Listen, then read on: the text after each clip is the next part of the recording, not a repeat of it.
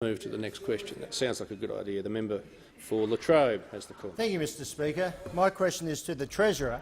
Will the Treasurer update the House how a strong economy and housing market benefits hard-working Australian families, including in my electorate of Latrobe?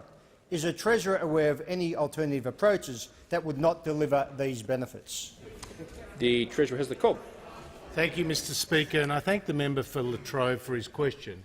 And he knows the importance of Australia's $7 trillion residential housing market, a market that's absolutely critical to jobs through construction, a market that's absolutely critical to small business because many people in small business will mortgage the family home to invest and to grow their business.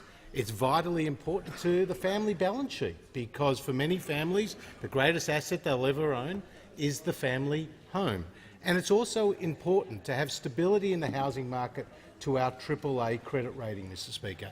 Now, what puts at risk our AAA credit rating and what puts at risk the stability in the housing market is Labor's $32 billion new housing tax, Mr Speaker.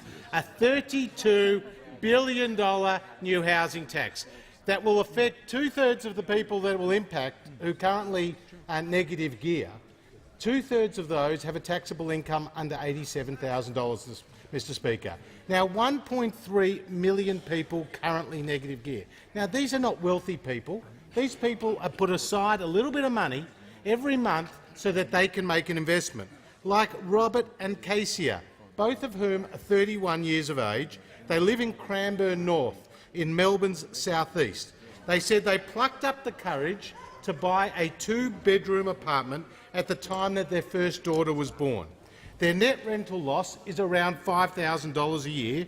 Together they earn around $160,000 a year. He's in IT, she's in sales. Now, Mr Speaker, they said the theory is not to sell the apartment anytime soon and get it when we're young enough so that when we retire we can completely pay it off. Negative gearing makes it a more financially viable option. Now, Mr Speaker, these are among the many people across Australia who will see the value of their investments go down as a result of Labor's policy. And what is more, anybody who owns their own home in Australia will see it worth less under Labor's new housing tax, and anyone who rents their house will end up paying more under Labor's housing tax. In fact, there are more than 2 million Australians aged 20 to 34 who currently rent, and they will be hit with a new housing tax and higher rents as a result of the Labor Party's policy.